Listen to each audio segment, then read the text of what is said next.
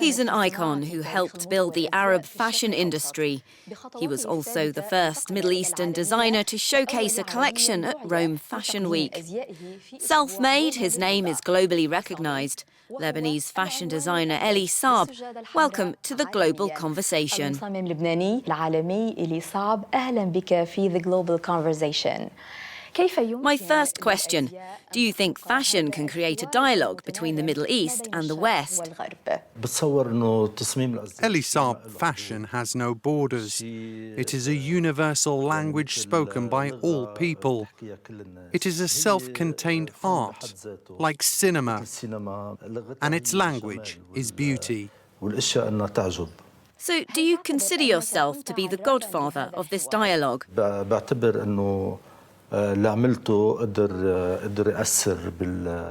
Of course, I've influenced people, especially Arab youth. When I started to become known internationally, or even before then, the first day I started as a fashion designer, I had a bigger goal. This profession is never easy, and I'm certainly glad to be in the position I find myself today. It is normal for me to be a bridge between the Middle East and the rest of the world. I want the Middle East to have its own say when it comes to international fashion. I see that young people in the region are talented. They just need opportunities.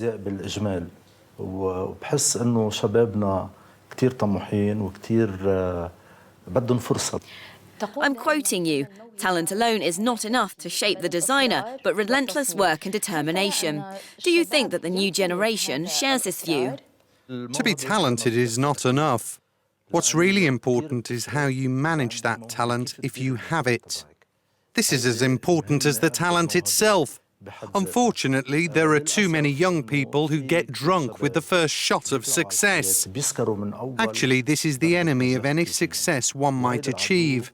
I believe success is a collection of many things which are built step by step in order to reach a stage of continuous and permanent success. An accumulated process. Exactly. Success is based on a series of achievements. I don't believe in instant success. When you first started in Europe, you faced many challenges. Today, Europe is one of the most important centres for your brand. What have you taken from this experience? It was difficult. Entering the international market in the beginning was hard. When I first started in Europe, no one had ever heard of me. They didn't know this person from the Middle East who was designing haute couture, bringing together collections. This was a challenge, especially when I started in Rome in 1996. While I was very well known in the Arab world, I had to start from scratch when I came to Europe. Now, when I look back, I see that I've opened the door for many young people entering the industry. In your opinion, how does Europe view the young Arab generation, especially after the recent refugee crisis? Are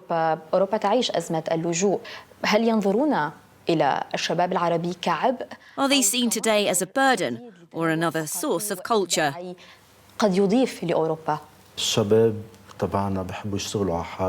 Most young Arab people are talented and hard-working. They can be a really positive asset wherever they are. If Europe pays attention to this, it will really benefit from the presence of Arab refugees, most of whom are creative.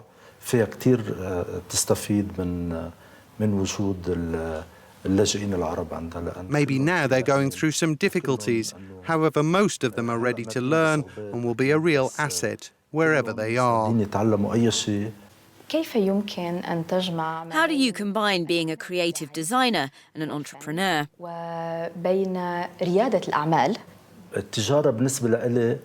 From the very first day I started, business was in my blood. I don't like to design fashion items just for the purpose of design and creativity. I like to see my designs worn by the largest number of women in the world.